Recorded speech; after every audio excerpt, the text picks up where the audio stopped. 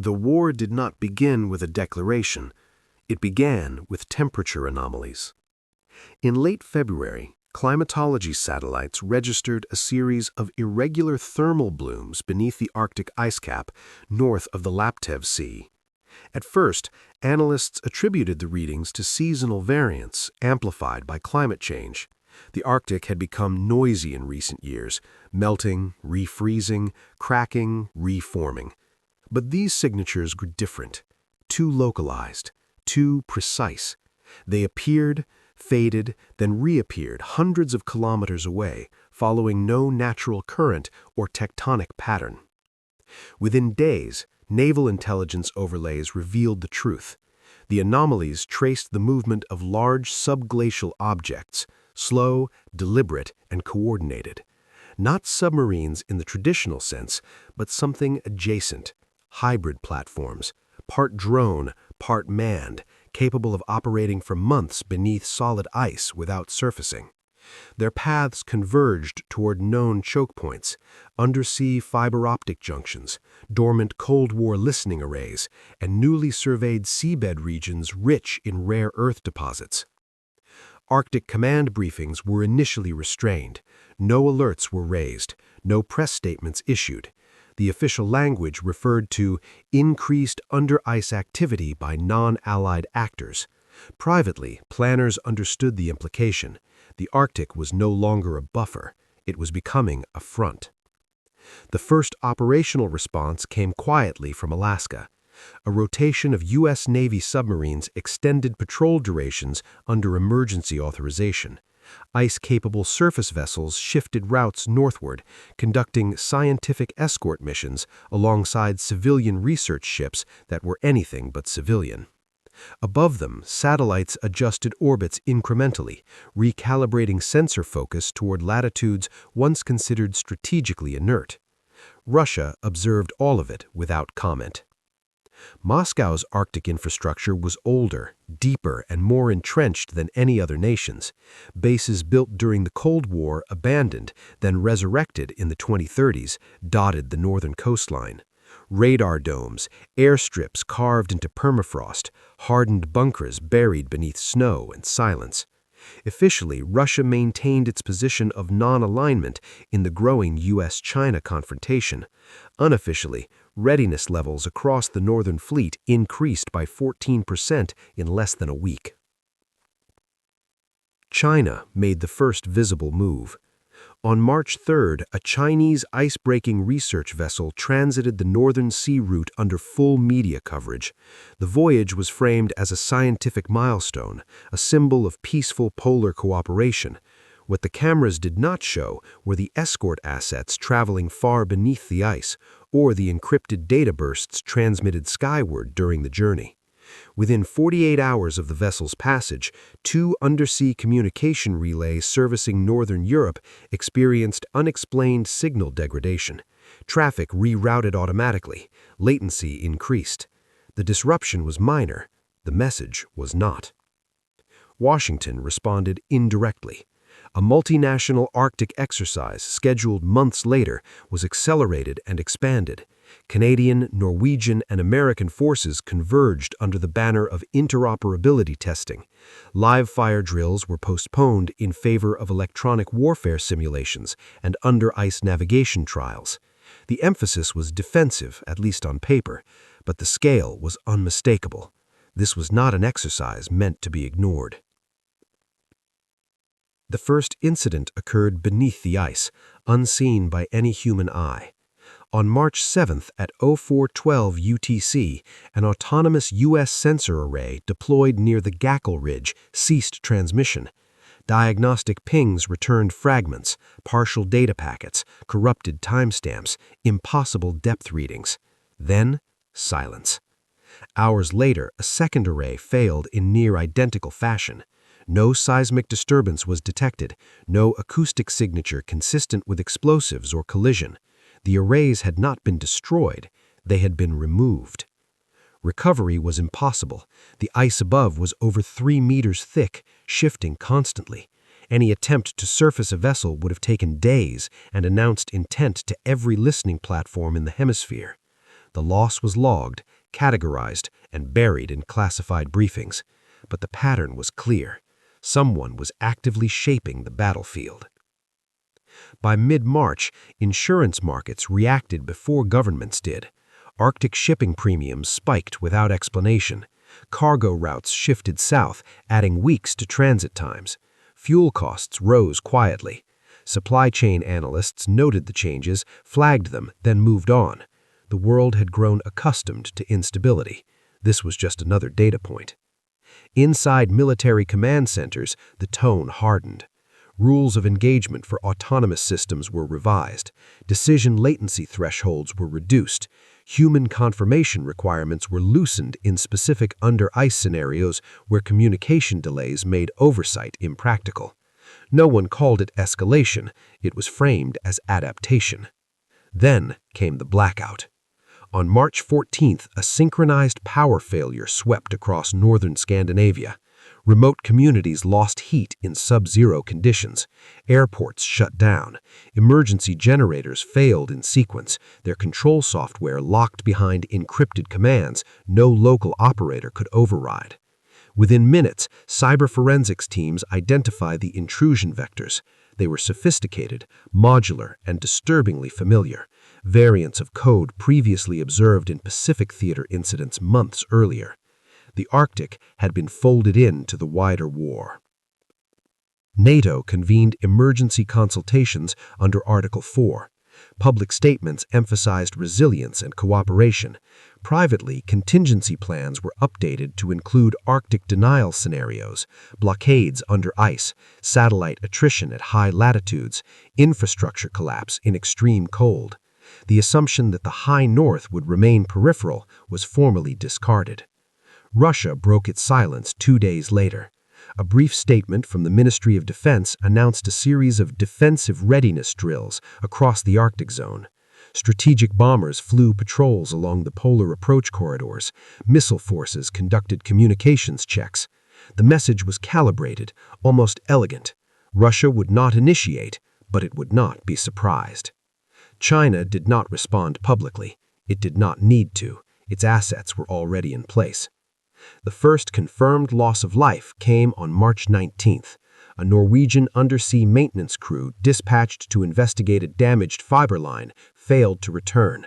Their submersible was later located crushed against the seabed, its hull compromised in a manner inconsistent with geological pressure. No foreign objects were recovered. The official report cited environmental failure. No one inside the alliance believed it. By the end of March, the Arctic was saturated with systems, manned and unmanned, visible and invisible, operating at the edge of autonomy. Decisions were being made in milliseconds, beneath ice, beyond human perception. Political leaders still spoke of de-escalation. Markets still opened and closed. Daily life continued. But the Arctic had changed. What had once been a frozen margin was now a crowded, contested core. And in that cold, silent darkness beneath the ice, the Third World War had found a place to grow. By early April, routines had formed. They were not stable, but they were predictable enough to be measured. Patrol windows overlapped in repeating patterns. Autonomous platforms traced familiar routes beneath the ice, mapping each other's presence without direct contact. Satellites adjusted their orbits in quiet increments, compressing observation cycles from hours to minutes. The extraordinary was becoming procedural again. On April 4th at 22:18 UTC, a U.S. under-ice drone operating north of Greenland registered an acoustic lattice where none had existed 24 hours earlier. The signal was not a vessel, it was a field. Dozens of small autonomous nodes arranged in a geometric grid, suspended beneath the ice like a net. Each node transmitted low-power pulses designed to detect motion, vibration, and thermal drift. Individually, they were insignificant. Together, they formed a barrier, a sea fence, but adapted to polar conditions. The drone withdrew without engagement. Its telemetry transmitted through 3 relay layers before reaching a command center in Colorado. Analysts reviewed the data in silence. Whoever had deployed the grid had done so quickly, precisely, and without surfacing. That implied logistical access already established in the region. The Arctic was no longer being probed, it was being shaped. The response came from orbit. A cluster of U.S. microsatellites adjusted formation to increase polar revisit rates. Their sensors focused not on ships or aircraft, but on ice deformation patterns. Subtle changes in pressure ridges revealed movement below. Within 48 hours, 3 additional grids were detected across separate sectors, each covering key undersea transit corridors. No nation claimed responsibility. Attribution was unnecessary. Shipping insurers reacted first again. Coverage for high-latitude routes was quietly suspended. Commercial traffic rerouted south through longer passages. Fuel consumption rose. Delivery schedules slipped. Markets absorbed the impact without panic. The war was still deniable. Then the first direct confrontation occurred. On April 7th, a U.S. and Canadian joint patrol conducted a scheduled under-ice navigation exercise near the Beaufort Sea. The mission profile was routine: chart ice thickness, test communication relays, verify autonomous escort protocols. At 0341 UTC, one of the escort drones registered a proximity alert. Another object, similar in size and signature, approached on a converging vector. Both systems slowed automatically, awaiting remote instruction. The delay lasted 12 seconds. Then both drones transmitted the same message. Control latency exceeded acceptable thresholds. Autonomy protocols engaged. What followed lasted less than a minute. The two machines circled each other at low speed, mapping hull geometry, probing sensor ranges. Neither side fired, neither side withdrew. Finally, both systems pivoted and departed in opposite directions, each transmitting compressed data bursts toward distant command centers. No shots, no debris, no casualties. But for the first time, autonomous military systems from rival powers had met beneath the Arctic ice and made independent decisions in proximity to one another. Commanders reviewed the encounter frame by frame. The conclusion was unsettling. The machines had not been programmed to avoid escalation, they had been programmed to manage it. 3 days later, Europe felt the shift. At 0512 local time on April 10th, a coordinated cyber intrusion disrupted maritime navigation systems across several North Sea ports. Rotterdam, Hamburg, and Bergen experienced simultaneous GPS drift errors. Automated docking systems froze, container tracking data corrupted. For 6 hours, vessels waited offshore, engines idling, unable to approach safely. No cargo was lost, no explosions occurred, but global shipping lost a day. That was enough. NATO convened again, this time without public fanfare. Air defense units redeployed north. Anti-submarine aircraft increased patrol frequency along the Greenland-Iceland-UK gap. Officially, these were precautionary measures. Unofficially, the alliance had accepted that the Arctic theater was now active. Russia watched carefully. Then it moved. On April 12th, Russian Northern Fleet vessels initiated a large-scale search and rescue exercise across the Barents Sea. Icebreakers, patrol ships, and submarines operated in layered formations. Strategic bombers flew polar approach routes at extended range. Communications remained professional, almost courteous, but readiness levels rose across every Arctic command. Moscow's neutrality held, but its forces were no longer passive observers. They were positioning for a war they did not yet intend to enter. China's next move was quieter and more consequential. A series of small research stations appeared visibly along remote ice shelves, established under multinational scientific agreements signed years earlier. Their personnel numbers were minimal. Their equipment, however, was not. Satellite imagery revealed hardened shelters, extended power arrays, and communication dishes oriented not toward research networks, but toward secure military satellites. These were footholds, legal, deniable, and strategically placed. The first kinetic exchange followed days later, almost by accident. On April 15th at 1927 UTC, a Norwegian maritime patrol aircraft detected an unidentified surface vessel operating without transponder north of Svalbard.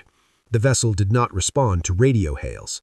Coalition naval units in the vicinity adjusted course to intercept.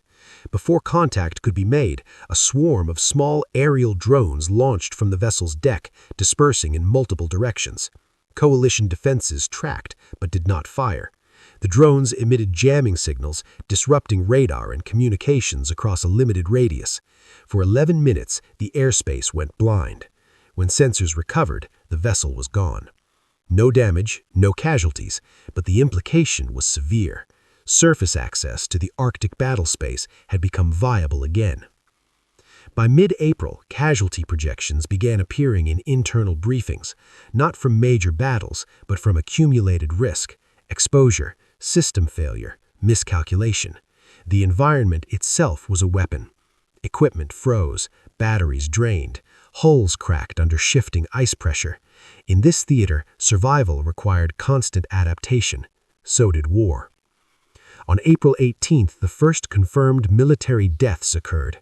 A U.S. under-ice construction team working to reinforce a sensor node failed to report at the end of its scheduled window. Their support drone located the site hours later. The structure had collapsed inward, not from natural pressure, but from directed force applied at multiple points simultaneously. No explosive residue found. No foreign equipment recovered. The official report cited structural compromise under hostile conditions. Internally, it was logged as the first lethal action of the Arctic campaign. Publicly, nothing changed. Headlines focused on markets, elections, weather. But inside command networks, thresholds shifted again.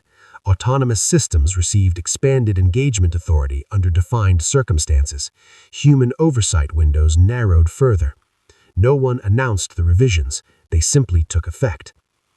On April 21st, a cascade failure nearly triggered catastrophe. Early warning systems detected anomalous launch signatures from high northern latitudes.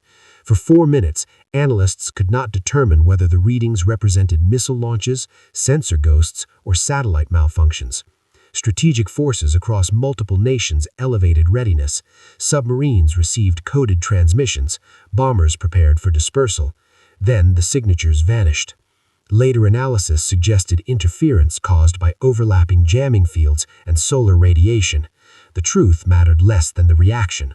The world had approached irreversible escalation without a single deliberate shot fired. Afterwards, back channels reopened cautiously. Messages passed through neutral states. Language softened slightly. Terms like deconfliction and mutual stability returned to official statements. But deployments did not reverse. Assets did not withdraw. The Arctic remained saturated. By late April, the battlespace had matured. Under-ice grids expanded. Satellites maneuvered closer to one another in orbit.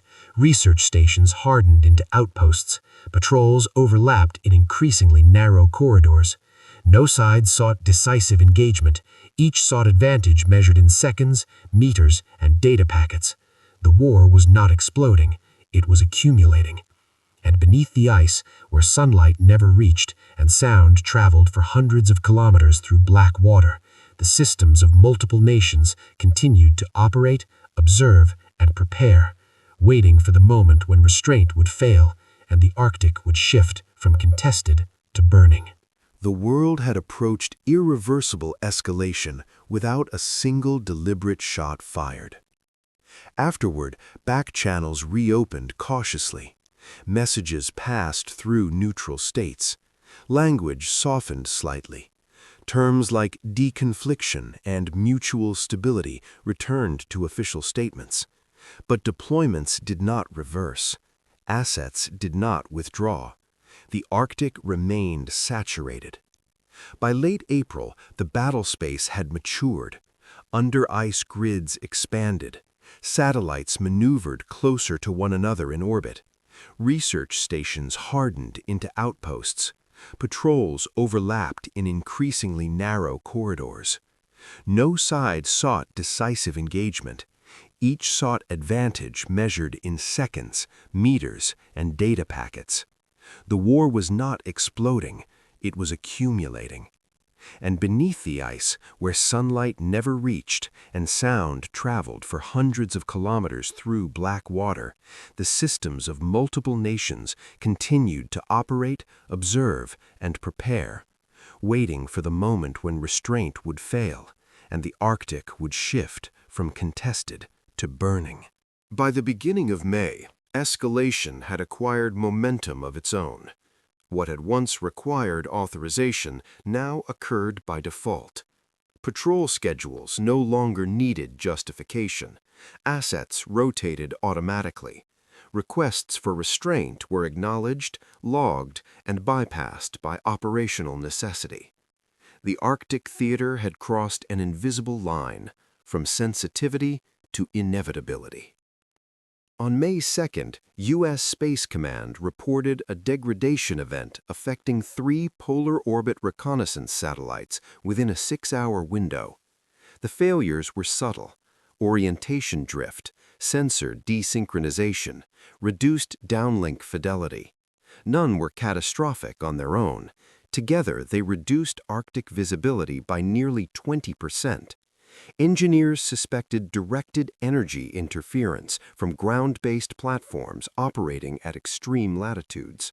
No proof could be made public, no response could be overt. Instead, redundancy was activated. Older satellites were retasked. Commercial imaging assets were quietly requisitioned under emergency authorities. Resolution dropped. Update cycles slowed. Decision-makers were now operating with less clarity than at any point since the Cold War. China exploited the gap immediately. On May 4th, a convoy of sub-ice cargo platforms departed from the Chukchi Sea region, moving west beneath the ice toward the central Arctic basin. Their payloads were unknown, but their mass signatures suggested construction modules rather than weapons. Intelligence analysts debated their purpose for hours before consensus emerged. These were not strike assets, they were infrastructure. Whoever controlled the Arctic's infrastructure would control its future conflict. The United States accelerated its own efforts. A classified initiative, long delayed by budgetary and environmental concerns, was activated without announcement.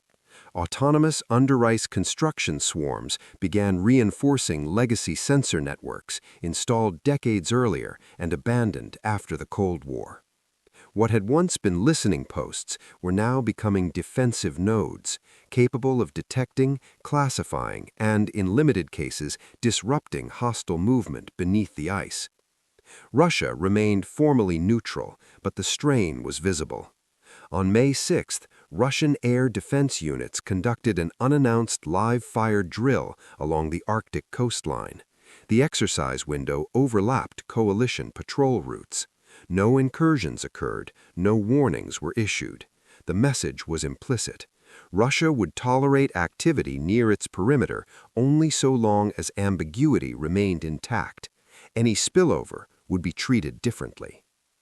That same day, the first major cyber-physical incident occurred. A Norwegian coastal command center lost connectivity during a routine data exchange with Allied units. Backup systems failed to engage. Within minutes, radar feeds went dark across a wide swath of Arctic airspace. Civilian air traffic was diverted south. Military aircraft switched to autonomous navigation modes. For 37 minutes, the northern approaches to Europe were effectively blind. When systems recovered, investigators found no malware, no intrusion signatures. The failure appeared to originate from corrupted firmware updates delivered through a trusted supply chain months earlier. The conclusion was chilling. Preparation for this moment had begun long before the war was acknowledged. NATO elevated its Arctic posture quietly. Additional air wings redeployed north. Submarine patrols increased beneath the ice. Official communiques emphasized deterrence and stability. Internally, planners revised casualty estimates upward.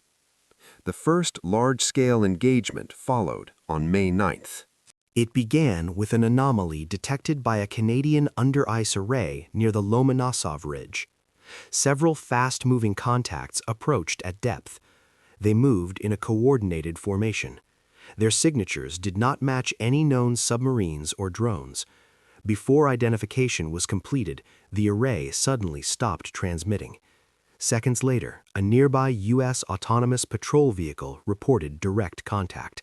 Its cameras captured only fragments, angular silhouettes, unknown propulsion systems, clustered sensors. Then its feed went dark. This time, debris reached the surface.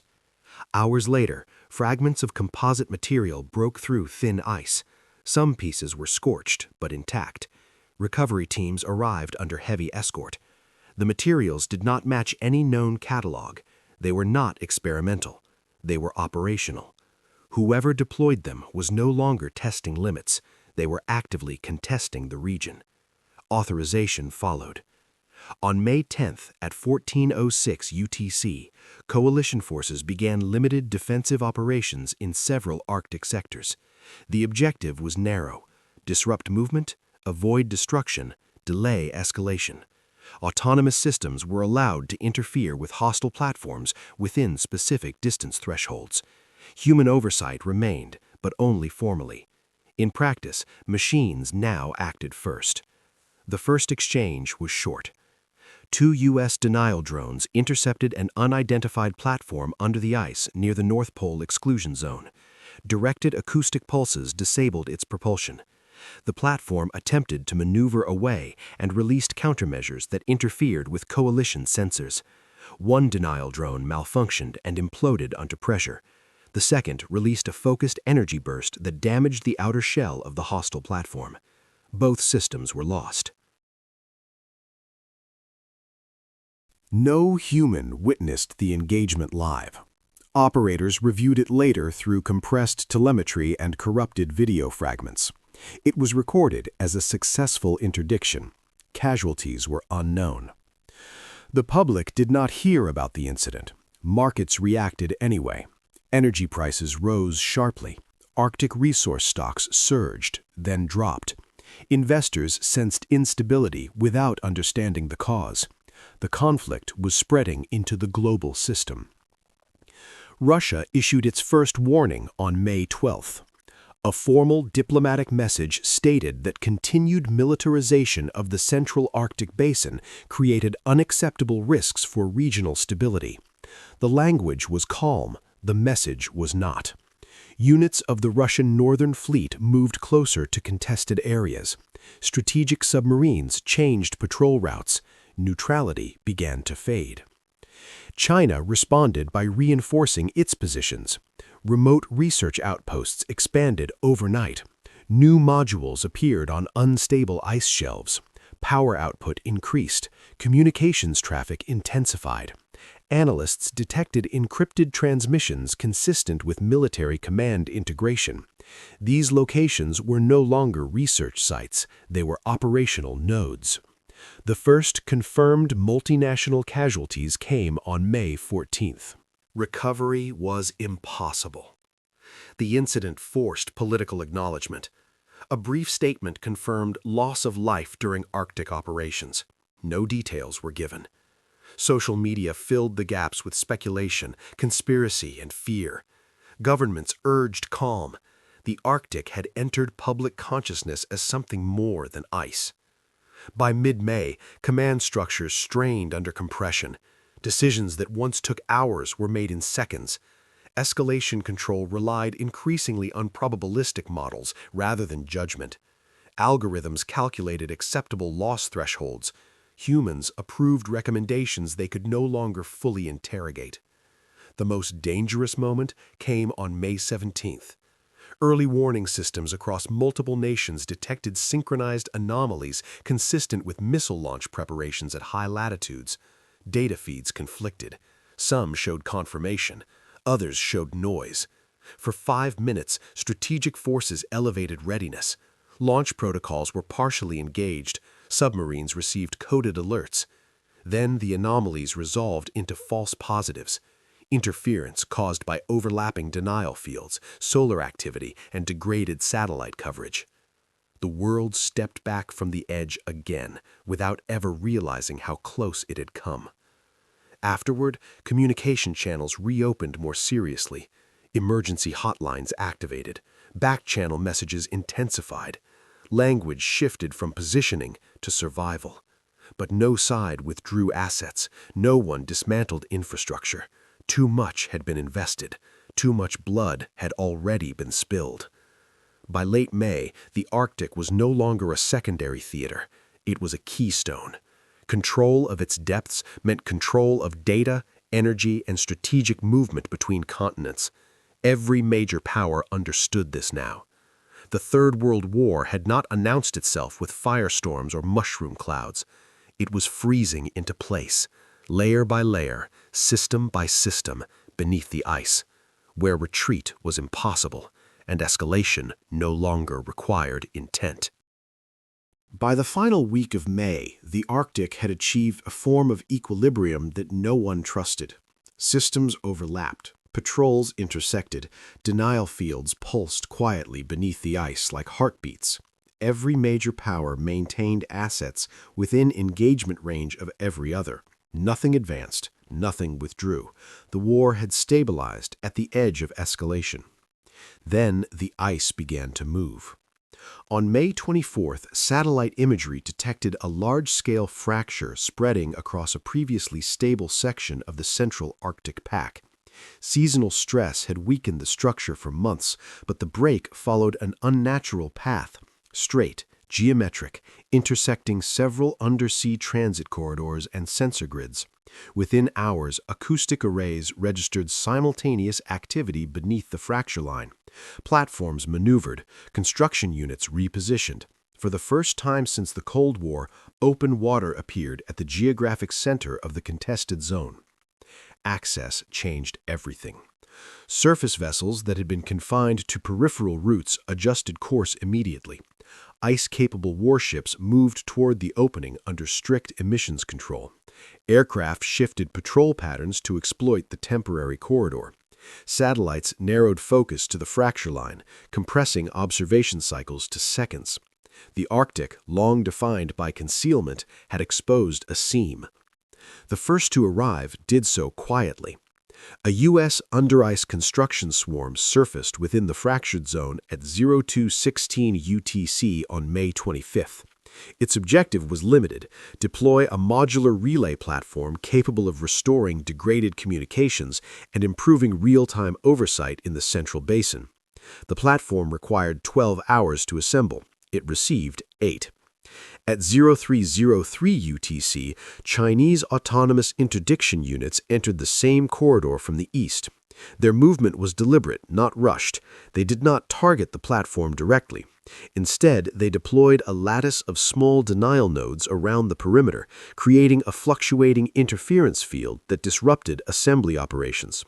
For nearly 3 hours, both systems worked in proximity, neither escalating beyond threshold parameters. Then the interference intensified. One U.S. construction unit malfunctioned and collided with a denial node.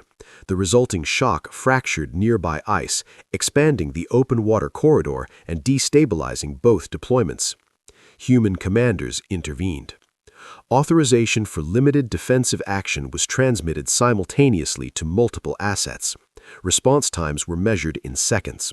A U.S. denial drone activated first, emitting a focused acoustic burst designed to disable hostile nodes without catastrophic damage.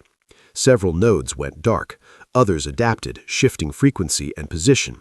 A Chinese platform responded with a directed energy pulse that blinded the drone's sensors. It continued operating for 12 seconds before imploding under pressure. Debris surfaced. For the first time, physical evidence of direct combat in the central Arctic became visible from orbit. Satellites captured fragments drifting across the fractured ice. Analysts reviewed the imagery in silence. There was no longer ambiguity. The war had reached the surface. Russia moved next. At 1440 UTC, Russian Northern Fleet vessels adjusted course toward the fracture zone under the pretext of environmental monitoring. Their trajectory intersected both U.S. and Chinese operating sectors. Communications remained formal, almost polite. Requests for deconfliction were exchanged, none were granted. Russia's message was simple: no single power would control the Arctic core. By nightfall, the corridor had become the most saturated battle space on Earth. Surface vessels maneuvered cautiously within visual range of one another. Aircraft orbited at extended distance, sensors locked but weapons unarmed. Beneath them, autonomous systems continued to operate in overlapping grids, executing instructions that no human could fully track in real time. The first major loss occurred just after midnight. A coalition ice-capable destroyer, operating under strict emissions control near the southern edge of the fracture zone, detected multiple fast-moving contacts closing at depth. Defensive systems activated automatically. Countermeasures deployed. For several minutes, the vessel maneuvered successfully, evading direct contact. Then a delayed detonation erupted beneath its stern, an under-ice charge triggered by proximity rather than direct guidance. The blast compromised propulsion and ruptured auxiliary compartments. The ship did not sink immediately. Damage control teams worked for 43 minutes in sub-zero conditions before structural failure forced abandonment. 21 crew members were lost before rescue operations could reach them. By the final week of May, the Arctic had achieved a form of equilibrium that no one trusted. Systems overlapped, patrols intersected. Denial fields pulsed quietly beneath the ice like heartbeats. Every major power maintained assets within engagement range of every other. Nothing advanced, nothing withdrew. The war had stabilized at the edge of escalation. Then, the ice began to move. On May 24th, satellite imagery detected a large-scale fracture spreading across a previously stable section of the central Arctic pack. Seasonal stress had weakened the structure for months, but the break followed an unnatural path, straight, geometric, intersecting several undersea transit corridors and sensor grids. Within hours, acoustic arrays registered simultaneous activity beneath the fracture line. Platforms maneuvered, construction units repositioned. For the first time since the Cold War, open water appeared at the geographic center of the contested zone. Access changed everything. Surface vessels that had been confined to peripheral routes adjusted course immediately. Ice-capable warships moved toward the opening under strict emissions control. Aircraft shifted patrol patterns to exploit the temporary corridor. Satellites narrowed focus to the fracture line, compressing observation cycles to seconds. The Arctic, long defined by concealment, had exposed a seam. The first to arrive did so quietly. A U.S. under-ice construction swarm surfaced within the fractured zone at 0216 UTC on May 25th. Its objective was limited: deploy a modular relay platform capable of restoring degraded communications and improving real-time oversight in the central basin. The platform required 12 hours to assemble. It received 8. At 10:03 UTC, Chinese autonomous interdiction units entered the same corridor from the east. Their movement was deliberate, not rushed. They did not target the platform directly. Instead, they deployed a lattice of small denial nodes around the perimeter, creating a fluctuating interference field that disrupted assembly operations. For nearly 3 hours, both systems worked in proximity, neither escalating beyond threshold parameters. Then, the interference intensified. One U.S. construction unit malfunctioned and collided with a denial node. The resulting shock fractured nearby ice, expanding the open water corridor and destabilizing both deployments. Human commanders intervened. Authorization for limited defensive action was transmitted simultaneously to multiple assets. Response times were measured in seconds. A U.S. denial drone activated first, emitting a focused acoustic burst designed to disable hostile nodes without catastrophic damage. Several nodes went dark. Others adapted, shifting frequency and position. A Chinese platform responded with a directed energy pulse that blinded the drone's sensors. It continued operating for 12 seconds before imploding under pressure. Debris surfaced. For the first time, physical evidence of direct combat in the central Arctic became visible from orbit. Satellites captured fragments drifting across the fractioned ice. Analysts reviewed the imagery in silence. There was no longer ambiguity. The war had reached the surface. Russia moved next. At 1440 UTC, Russian Northern Fleet vessels adjusted course toward the fracture zone under the pretext of environmental monitoring. Their trajectory intersected both U.S. and Chinese operating sectors. Communications remained formal, almost polite. Requests for deconfliction were exchanged. None were granted. Russia's message was simple. No single power would control the Arctic core. By nightfall, the corridor had become the most saturated battle space on Earth. Surface vessels maneuvered cautiously within visual range of one another. Aircraft orbited at extended distance, sensors locked but weapons unarmed. Beneath them, autonomous systems continued to operate in overlapping grids, executing instructions that no human could fully track in real time. The first major loss occurred just after midnight.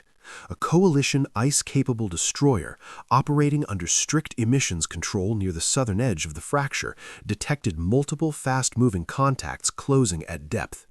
Defensive systems activated automatically, countermeasures deployed.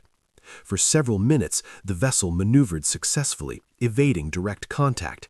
Then a delayed detonation erupted beneath its stern, an under-ice charge triggered by proximity rather than direct guidance. The blast compromised propulsion and ruptured auxiliary compartments. The ship did not sink immediately. Damage control teams worked for 43 minutes in sub-zero conditions before structural failure forced abandonment. 21 crew members were lost before rescue operations could reach them. News reached the public within hours. Images of the fractured ice and burning vessel spread across global networks before information controls could intervene. Governments issued statements of regret, restraint, and determination. Markets reacted violently. Energy prices surged, shipping routes closed. The Arctic was no longer an abstract theater. It was a battlefield visible from space. Diplomatic channels ignited. Emergency summits convened across multiple capitals. Calls for de-escalation grew urgent, then desperate. Military leaders argued for containment. Political leaders demanded advantage. No one possessed enough control to guarantee either. On May 27th, a cascade failure nearly ended everything. Early warning systems across the northern hemisphere detected synchronized signals consistent with ballistic missile launch preparations at high latitudes. Data streams conflicted. Some showed confirmed launches, others showed sensor noise amplified by interference fields and degraded satellite coverage. For 6 minutes, strategic forces across 3 nuclear powers elevated to maximum readiness. Submarines received coded launch advisories. Bombers prepared for dispersal. Command centers waited for confirmation that never came. The signals resolved into false data, an emergent artifact of overlapping denial grids, orbital interference, and algorithmic misinterpretation. No missiles had launched, but the reaction had already occurred. For 6 minutes, the world had balanced on the threshold of extinction because machines misread one another beneath the ice. Afterward, something shifted. Communication channels reopened fully for the first time since the Arctic escalation began. Emergency hotlines carried not threats, but admissions. Each side acknowledged loss of control at the margins. Each recognized that further escalation in this theater would produce outcomes no one could contain. Negotiations began immediately, not for peace, but for limitation. By May 30th, a provisional framework emerged. No side would dismantle its Arctic infrastructure. No side would withdraw completely, but expansion would halt. Denial fields would be reduced in intensity. Autonomous systems would operate under revised oversight thresholds. The fracture corridor would remain monitored, but not occupied by permanent installations. It was not an agreement born of trust. It was one born of exhaustion. The war did not end. Elsewhere, conflicts continued, at sea, in orbit, across digital networks. But the Arctic stabilized into a frozen standoff, a contested core held in fragile balance by mutual recognition of how close annihilation had come. Months later, the ice would refreeze over the fracture zone. Surface evidence of the battle would vanish. Satellites would record only shifting patterns of white and gray. To civilians, the Arctic would appear unchanged. Beneath the ice, however, the systems remained. Autonomous platforms continued to patrol. Sensor grids pulsed softly in the dark. Infrastructure built in secrecy endured, waiting. The line between deterrence and disaster had not been erased. It had simply been drawn deeper, colder, and far from view. The Third World War had not ended in the Arctic. It had settled there, suspended in frozen equilibrium where any future fracture, any future miscalculation could begin it all again.